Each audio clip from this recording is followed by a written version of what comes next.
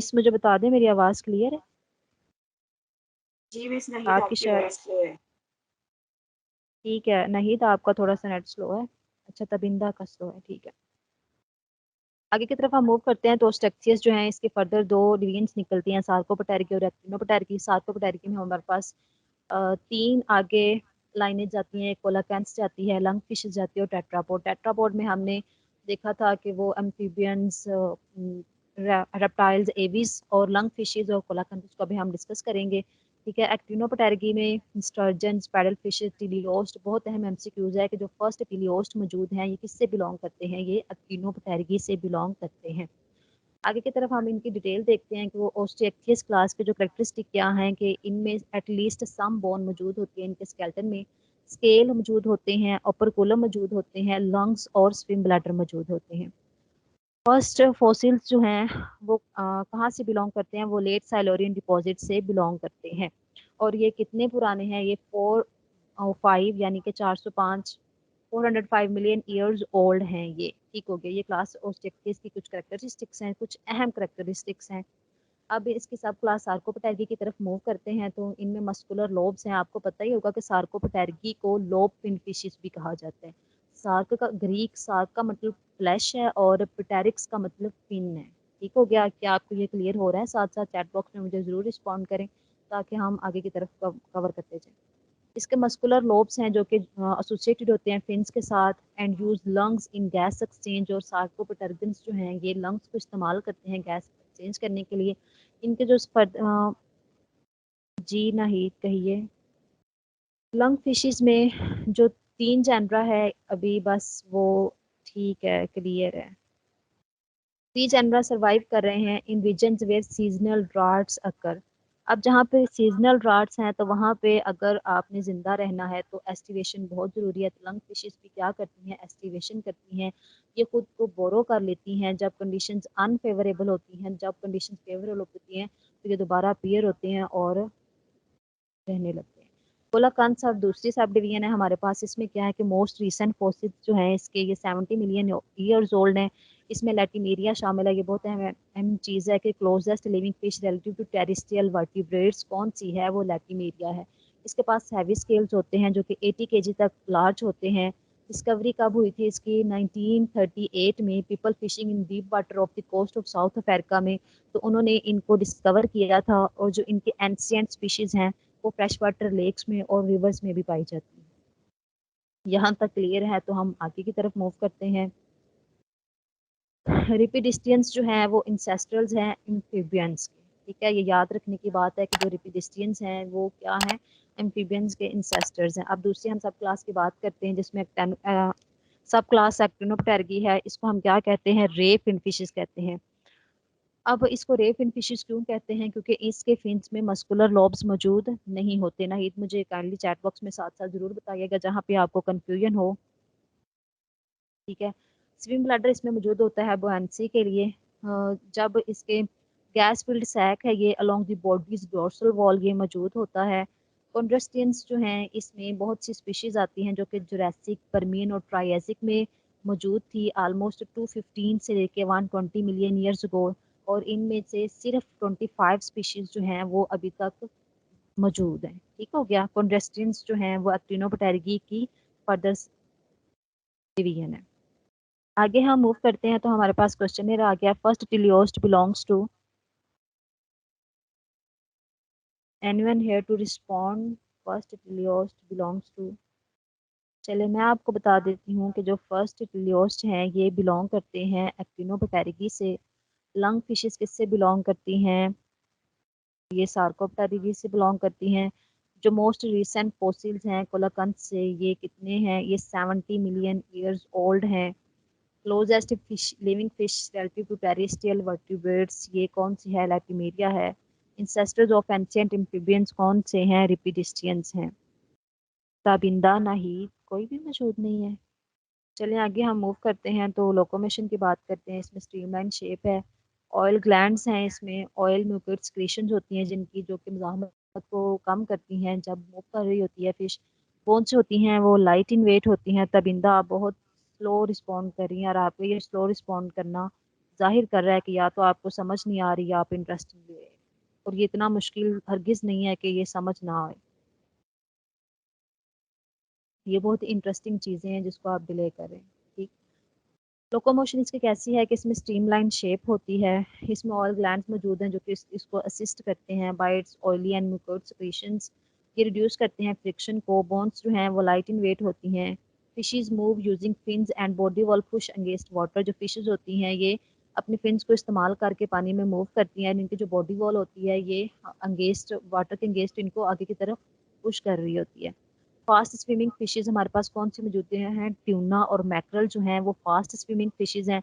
ये अपनी vertical कार्डल fin को इस्तेमाल करती हैं जो कि टॉल और फॉग्ड होता है। फॉग्ड वो इसलिए होता है क्योंकि वो पानी को जो पानी की फ्रिक्शन है उसको कम करता है अपनी फॉग्ड नेचर से। ये क्लियर है आपको? लोकोमोशन क्लियर है? Is it clear? अच्छा जी, नहीं, ठीक हो गया। अब आप चले नाहिद, आप मुझे ये बताएं कि फास्ट स्विमिंग फिश कौन सी है? अभी मैंने बताई है। सिल्वर फिश है, ट्यूना है, शार्क्स हैं, नन ऑफ दीज। कौन सी है जो फास्ट स्विमिंग फिश है? जल्दी करें भाई, अभी रहता है और स्लो मूव कर रहे हैं। ठीक है, मैं आपको बता देती हूँ कि ये ट्यूना है। ठीक हो गया। फास्ट स्विमिंग फिश ट्यूना है। आप ध्यान से सुने ना। ठीक है, मैं आपको दोबारा बता देती हूँ। देखें इस स्लाइड को गौर से देखें। इसकी लास्ट लाइन में लिखा हुआ है कि फास्ट स्विमिंग फिशेस दो तरह की हैं। एक हमारे पास ट्यूना है, दूसरी हमारे पास मैकरल है। और ये अपनी वर्टिकल कार्डल फिन को इस्तेमाल करते हैं मूव करने के लिए, क्योंकि इनका जो कार्डल फिन होता है वो टाल भी होता है और फॉग भी होता है।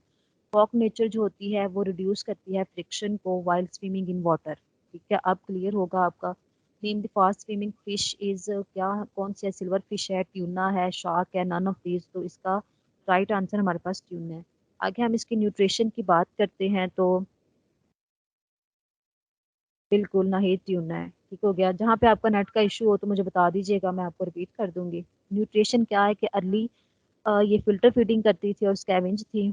मॉडर्न जब ये मेटामॉर्फोसिस के बाद ये प्रीडेटरी हो जाती है, लार्वा के तौर पे ये फीड करती हैं प्लैंक्टन के तौर पर, और अडल्ट में ये स्विच कर जाती हैं लार्जर प्रे पे। कैप्चर करती हैं ये प्रे को, ये एक सक्शन बनाती हैं जिसमें ये क्लोज करती हैं माउथ को। ठीक हो गया। क्लोजिंग अपर कुला, और जिससे एक कैविटी क्रिएट होती है जिसकी वजह से जो पानी और जो प्रे होता है वो इसके माउथ के अंदर चला जाता है। पैडल फिशेज और वेल शार्क्स जो होती हैं ये फिल्टर फीडिंग करती हैं, और कार्प्स जो हैं वो वैरायटी ऑफ फीड करती हैं। ठीक हो गया। कार्प्स क्या क्या चीज़ें फीड करती हैं? वैरायटी ऑफ प्लांट्स को भी फीड करती हैं और स्मॉल एनिमल्स को भी फीड करती हैं। यहाँ तक क्लियर है आपका? अहम चीज़ें जो हैं वो ये है कि paddle fishes, whale sharks filter feeding करती हैं, और कार्प्स जो हैं ये वैरायटी ऑफ एनिमल्स के ऊपर और प्लांट्स के ऊपर फीड करती हैं। आगे आपसे पूछा जा रहा है कि कार्प्स जो हैं वो कैसे फीड करती हैं? वैरायटी ऑफ प्लांट्स के ऊपर, स्मॉल एनिमल्स के ऊपर, both of these, none of these. बताएं भाई। वैरायटी ऑफ प्लांट्स, इसका आंसर है बोथ ऑफ दीज। ये वैरायटी ऑफ प्लांट्स के ऊपर भी ईट करती है और स्मॉल एनिमल्स के ऊपर भी करती है। ठीक हो गया। चले शाबाश नहीद, एटलीस्ट आप रिस्पॉन्ड तो कर रही हैं। डाइजेस्टिव सिस्टम अगर हम इसका देखें तो माउथ, एसोफेगस और स्टमक, इसमें तीन इसके डाइजेस्टिव ऑर्गन्स हैं। ठीक है। और इसमें इंटेस्टाइन है। इंटेस्टाइन का जो इंक्रीज्ड सरफेस एरिया है वो स्पाइरल वाल्व की मदद से होता है और पाइलोरिक सिका की मदद से होता है। पाइलोरिक सिका तमाम फिशेज में मौजूद नहीं होता, ये फूड को स्टोर करने के लिए होता है। ठीक है। और ये दो तरह की फिशेज हैं जिसमें जो पाइलोरिक सिका है ये मौजूद नहीं होता। वो फिशेज है हमारे पास pipe fish and many cat fishes don't have pyloric caeca. ठीक हो गया। अब पेंक्रियाज क्या करता है? ये डाइजेस्टिव एंजाइम secrete करता है। लीवर जो है ये बाइल secrete करता है जो कि फैट को ब्रेक डाउन करने के लिए होता है। इनके पास क्लोक्वा और एनस होता है जिससे ये एक्सक्रीशन करते हैं। ठीक है। नहीं तो आपका ये क्लियर है? आगे हमने देखना है गैस एक्सचेंज को। ठीक हो गया। गैस एक्सचेंज आपको पता है कि इसमें ठीक है, काउंटर करंट मैकेनिज्म से होती है। ठीक हो गया। यहाँ पे देखिए गिल आर्चेस को शो किया गया है और ये माउथ के जरिए से डायरेक्शन ऑफ वाटर को दिखाया गया। इनको उन्होंने ऊपर कॉलम भी दिखाया। यहाँ पे जो गिल कवर है इसको उन्होंने थोड़ा सा जूम किया है और फिर नेक्स्ट इसको जूम किया है, जहाँ पे पहली दफ़ा जूम किया इसमें गिल आर्चेज और ब्लड वेसल्स शो की गई हैं। इसको जब मजीद जूम किया गया है लैमेलाई को दिखाने के लिए, तो वहाँ पे उन्होंने दो तरह के फ्लो दिखाए हैं, एक वाटर फ्लो है और एक क्या है हमारे पास ब्लड का फ्लो है। दोनों ऑपोजिट फ्लो जा रहे हैं, क्योंकि ये क्या है, काउंटर करंट एक्सचेंज है। काउंटर करंट एक्सचेंज क्या है कि दोनों चीज़ें मुखालिफ साइड्स पे जाते हुए ऑक्सीजन का एक्सचेंज करती हैं। यहाँ पे देखें कि जब वाटर जो है ये दूसरी साइड पे जा रहा है, तो इसके अंदर जो ऑक्सीजन है वो 100% मौजूद है। देन आगे मूव करता है तो 70%, आगे 40%, और जब ये कम्प्लीटली अपोजिट साइड पे चला जाता है तो इसमें कितने परसेंट रह जाती है, 15% ऑलमोस्ट ऑक्सीजन मौजूद होती है। इसी तरह जब ब्लड जो है ये अपोजिट साइड पे मूव करते हुए पानी से ऑक्सीजन को ले लेता है। ठीक हो गया। इस तरह से जो काउंटर करंट एक्सचेंज मैकेनिज्म से डिफ्यूजन होती है O2 की ब्लड में, यहाँ ये आपको क्लियर है। काउंटर करंट एक्सचेंज मैकेनिज्म ये बहुत ही सिंपल भी है और इंटरेस्टिंग भी। नहीं ठीक है, ये क्लियर है आपको। आगे चले, आपको क्लियर है तो आप मुझे बताएंगे कि जो फिशेस में गिल कवर मौजूद होता है उसको हम क्या कहते हैं। ओपर्कुलम कहते हैं, गिल आर्च कहते हैं, बोथ ऑफ दीज या none of these. Gill cover जो फिशेस में मौजूद होता है, गिल आर्चेस, नाहीद नाहीद आपके कोऑर्डिनेट्स काफी कमजोर है, ठीक है। उसको अपर कुलम कहते हैं। ये क्वेश्चनेयर मैंने पीछे से डाला था ताकि पता चल सके, कोई बात नहीं। हमने जब बात की थी कि वो वाली करेक्टरिस्टिक जो होलोसिफेलन में मौजूद है लेकिन अलास्मोब्रैंकस में मौजूद नहीं है, उसमें हमने बात की थी कि उनके पास एक गिल कवर है जिसको हम अपर कुलम कहते हैं। गिल कवर को अपर कुलम कहते हैं। ठीक हो गया, ठीक है। वैसे अच्छी बात है कि आप रिस्पॉन्ड करें, रिस्पॉन्ड करने से हम सीखते हैं, तो कोई बात नहीं। Gill cover present in fishes वो अपर कुलम है। अब देखें कि जो फिशेज हैं वो अपनी वर्टिकल पोजीशन को पानी में किस तरह से मेंटेन रखती हैं। ये इनकॉर्पोरेट करती हैं लो डेंसिटी कंपाउंड्स को इनटू देयर टिश्यूज है। ठीक हो गया, ये फर्स्ट मैकेनिज्म है इसका। दूसरा क्या है कि ये फिन्स को इस्तेमाल करती हैं लिफ्ट प्रोवाइड करने के लिए। जैसा कि हमने पढ़ा था कि जो फास्ट स्विमिंग फिशेज है ट्यूना और मैकरल, वो कार्डल फिन को इस्तेमाल करती हैं, जो लार्ज भी था और फॉक भी था। ठीक हो गया। इस तरह से ये फिन्स को इस्तेमाल करती हैं लिफ्ट के लिए, रिड्यूस करती हैं। इनमें जो हैवी टिश्यूज होती हैं उनकी रिडक्शन होती है। और फोर्थ वे ये है कि इनके स्विम ब्लैडर होता है, मेंटेन करता है गैस लेवल को। यहाँ तक क्लियर है। तो मैं आपको स्विम ब्लैडर का बताती हूँ। अगर तो स्विम ब्लैडर में जो एयर का लेवल है वो ज़्यादा होता है, तो फिशेज होती हैं वो टॉप पे आ जाती हैं, क्या पानी में ऊपर की तरफ मूव करती हैं। और अगर ऑक्सीजन का लेवल स्विम ब्लैडर में कम होता है, एयर या ऑक्सीजन का लेवल, तो फिशेज जो होती हैं वो सिंक कर जाती हैं, नीचे को चली जाती हैं। और अगर जो ऑक्सीजन का लेवल या एयर का लेवल है स्विम ब्लैडर में वो एक कांस्टेंट लेवल पे रहता है, तो फिशेस ना ऊपर को जाती हैं ना नीचे जाती हैं ना सिंक करती हैं, बल्कि वो उसी लेवल पे रहती हैं। क्या आपको ये क्लियर है? होप सो आपको ये क्लियर हो गया होगा। तो आप मुझे इस क्वेश्चन का आंसर करें कि high level of oxygen in swim bladder, जब ऑक्सीजन का लेवल जो होता है स्विम ब्लैडर में ज़्यादा हो जाता है तो फिशेज जो है वो सेम लेवल पे रहती हैं, सिंक कर जाती हैं, या फास्टली मूव करने लगती हैं, या नन ऑफ दीज है। क्या इफेक्ट होता है फिशेस का जब स्विम ब्लैडर में ऑक्सीजन का लेवल ज़्यादा हो जाता है? आप जल्दी से रिस्पॉन्ड करें फिर हम आगे की तरफ चलते हैं। जब ऑक्सीजन का लेवल ज़्यादा होता है स्विम ब्लैडर में तो फिशेस जो हैं वो ऊपर की तरफ मूव करती हैं। यहाँ पे आंसर नन ऑफ दीज है, क्योंकि ना तो वो सेम लेवल पे रहती हैं, ना वो सिंक करती हैं डाउनवर्ड, ना ही वो फास्टली मूव करती हैं, बल्कि वो ऊपर की तरफ जाती हैं, जो यहाँ पे ऑप्शन नहीं है। तो यहाँ पे ऑप्शन नन ऑफ दीज है। क्या ये क्लियर है? शहीद साथ साथ नोट्स बनाएं, इसका टेस्ट अच्छा करना है। ठीक है, इलेक्ट्रो रिसेप्शन। रिसेप्शन क्या है? रिसीव करना।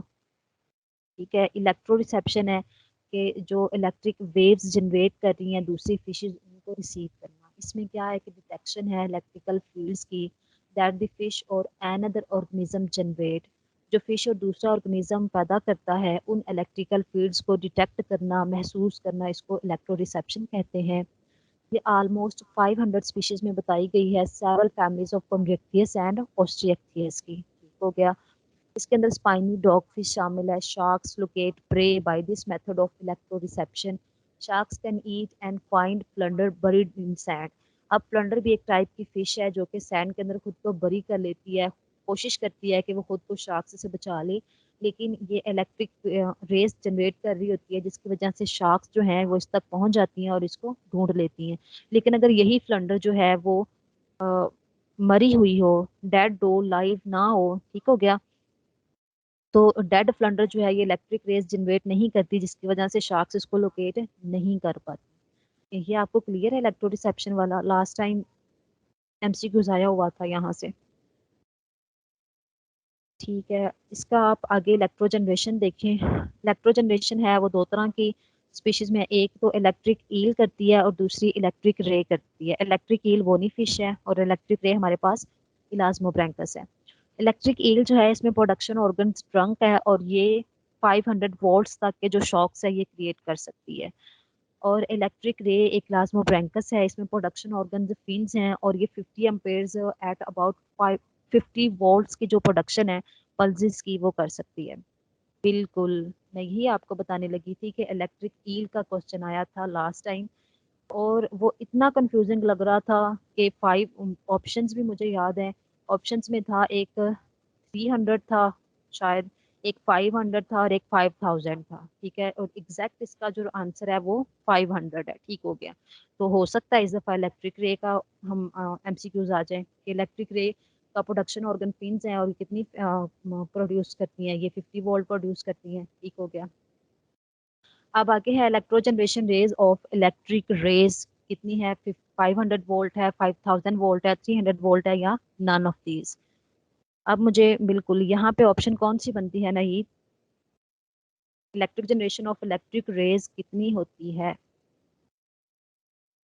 500 है, 5000 है, 300 है या नन ऑफ दीज है? भाई हमने अभी दो की बात की है। डी, बिल्कुल एग्जैक्टली डी ऑप्शन है। आगे की तरफ हम मूव करते हैं तो ये हमारे पास है, आपने देखना है कि दो तरह की फिशेज हैं, फ्रेश वाटर टिलियोस्ट है और मैरीन टिलियोस्ट है। ठीक हो गया। इसमें जो इस तरह के जो मैकेनिज्म हैं वो मौजूद हैं। ठीक है। अब देखेंगे कि ओस्मो रेगुलेशन के जो मैकेनिज्म्स हैं वो फ्रेश वाटर फिशेज में किस तरह से हैं और मैरीन फिशेज में किस तरह से हैं। ओस्मो रेगुलेशन में फ्रेश वाटर में जो यूरन डाइल्यूट यूरन एक्सक्रीट होता है और इसमें एक्टिव अपटेक होती है आयंस की। ठीक हो गया। ये बिल्कुल पिक्चर से डायग्राम से आपको क्लियर हो रहा होगा नहीं कि जो डिफ्यूजन हो रही है स्किन के थ्रू, पानी जो है वो स्किन के अंदर आ रहा है डिफ्यूज करके, इस वजह से जो ज़रूरत होती है फिशेस को कि वो डाइल्यूट यूरिन एक्सक्रीट करें। ठीक हो गया। और एक्टिवली अपटेक कर रहे होते हैं वो आइंस की, ताकि उसको जिस्म के अंदर रिटेन करके रख सके। लेकिन रिवर्स होता है ये मैरीन टिलियोस्ट में कि वो क्या करती हैं, कंसनट्रेटेड यूरिन खारिज करती हैं, क्योंकि उनको ज़रूरत होती है वो पानी को अपने पास कंजर्व करके रखें, बचा के रखें।